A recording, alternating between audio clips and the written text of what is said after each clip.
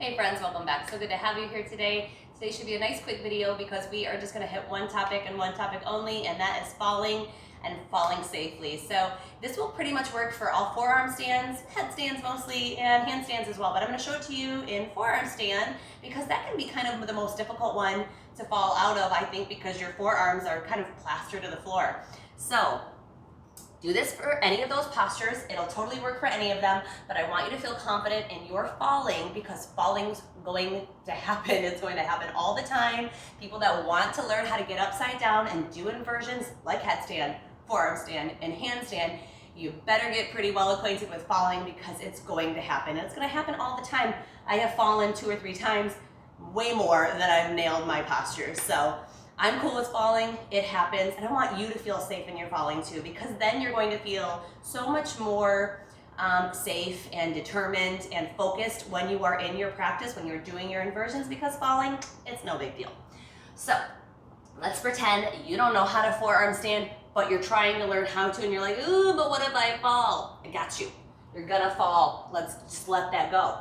So we're gonna get the forearms down, and you know that the forearms need to be shoulders width, so grab opposite elbow, hands back down. Now, if you need to interlace your hands, you can, but it's just one more step. You gotta release them from each other, but that's okay. Maybe we'll do one with the hands clasped. You're like, okay, I'm gonna kick up. What if I fall? The first thing we're gonna do is learn how to cartwheel out of it. We're gonna cartwheel out of our handstand. Even if you don't know how to cartwheel, it just means you're gonna kick your legs to the side. And typically when you kick your legs to a side, you're gonna pick one side and you're gonna do it that way every time. Just like when you pick up a pencil, you always write with your right hand or you always write with your left. When you fall, you're gonna fall to the left because that's just the way you do it. I learned to fall to the left because I have more room this way. To my right is the wall. Plus I think it's easier for me to fall to the left because I'm right-handed, I'm right arm dominant. So my right arm takes a little bit more work to lift up off the ground. That's my stronger arm, so I can lift it up easier. All right, so let's kick up and let's fall. Forearms are down, I'm gonna kick up. And once I get them up, I'm gonna kick to the left. And as I kick to the left, it's my right arm that has to lift up. All right, so I kick up, I cartwheel to the left, the right hand lifts. It's not gonna be pretty. It doesn't have to be. You're falling, you just have to be safe. And I want you to practice doing that. So get those forearms down. And maybe just practice kicking over to the side of the mat if you're too afraid to kick all the way up high. So kick to the left, 1 foot at a time, left toes then right. And just practice doing this motion and then get it a little higher. And as you get higher and higher, you are gonna have to release one arm. That's okay, you can do it. Now if you have to fall to the opposite way here and there, that's okay, but I want you to have a dominant side. That way your brain automatically goes, oh, I'm falling, I know what to do and I know right where to go. So there is the cartwheel out of it. All you're gonna do, kick those legs up, let them go to the side. As you see that my left hand stays down, it's there to brace me, to hold still, and the right arm comes in to take that balance, to help me reassociate with a new place that I'm landing, and it's got me to keep balance so that I don't just roll away. All right, so that is your cartwheel out. That's my very first preference as far as if you get up into that forearm stand, you've got balance for a half second, oh, I'm falling, cartwheel to the left. So let me show you what that would look like if you had that full forearm stand and then you lose it while you're up there. All right, I'm in my forearm stand. Oh my gosh, I got it, I'm excited, and now I fall. To the left. Left hand stays down, right arm comes back to brace. No big deal, land on the balls of the toes. As you see, I don't clunk down to my feet because that hurts. That's loud, that's jarring. The heels don't like it, the knees don't like it, the hips don't like it. Balls of the toes. If you think about it, whenever you jump, you don't jump like this. You jump like this. And it makes for a little bit lighter impact on the joints.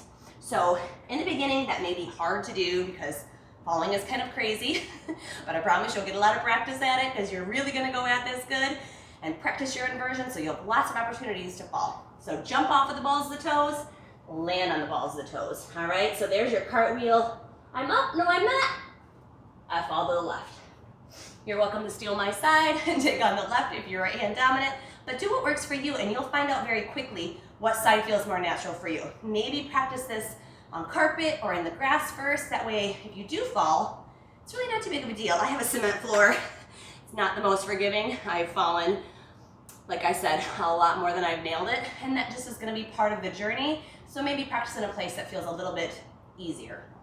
All right, so these are my less likely favorite versions of falling, but they do happen, and you need to be prepared for them. So practice the falling, that way when it happens, it's not as disassociating and scary and all that kind of a stuff. All right, so the next version, and this also works in headstand and forearm stand and handstand, a little harder with handstand because it's a bigger back bend, but yeah, it's the back bend, it's the falling over, and that's what a lot of people are worried about. So you need to make sure that you have open enough shoulders. So open enough shoulders as in they open like this, that you have your shoulders be able to come up in line with your ears.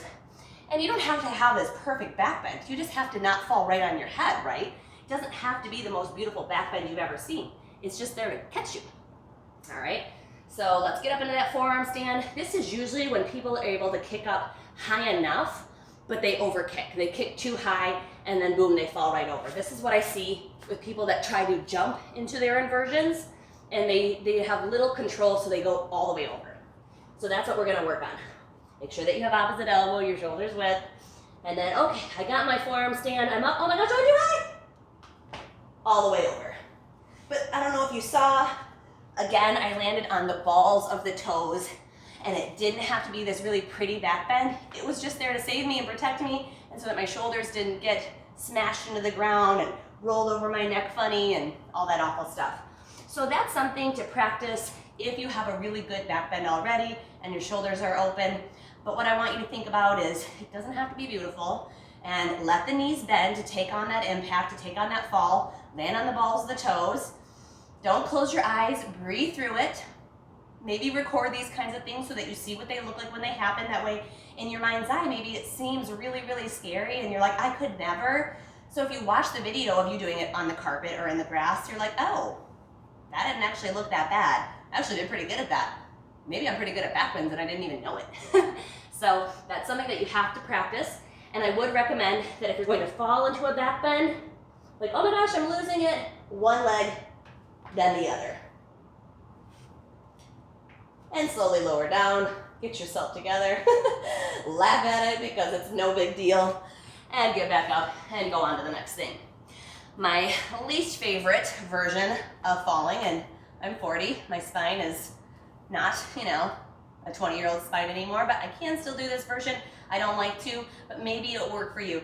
It's particularly hard if you have a very hard floor like I do, so outside on carpet, those kinds of things, it's much better. So I wouldn't recommend this one for handstand. You're much higher up. Younger girls, gymnasts that I see, they do this all the time, but I wouldn't recommend it for, people 40 in a handstand on a cement floor.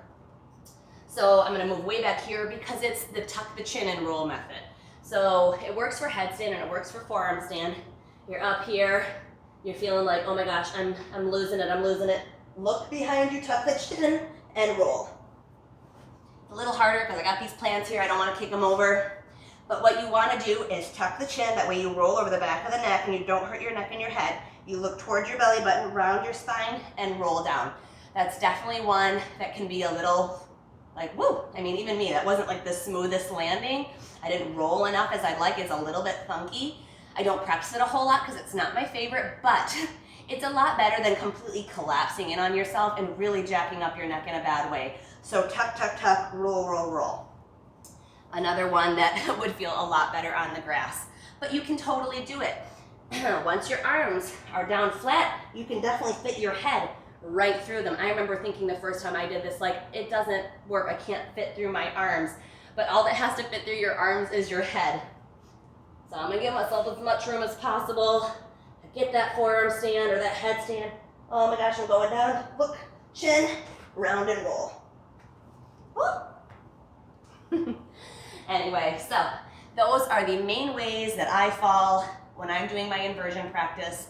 There's always the whole don't fall over in the first place, so that's ideal. What you would do is you're picking up, keep one knee pulled in, you're just gonna fall back down the nice way, so that honestly is my very first choice. My very number one preference is to, if you don't feel secure, don't lift up both legs, but keep one knee pulled in or one leg out. You're always gonna fall the right way or the safe way. But if both legs are up and you're going down, Try to cartwheel out. If it's too far past that, then make sure that you can bend into that safe back bend. If your shoulders aren't having it, tuck the chin, round the spine, and roll out of it.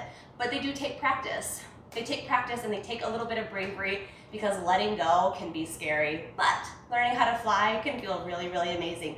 So practice falling, find your bravery, and take flight.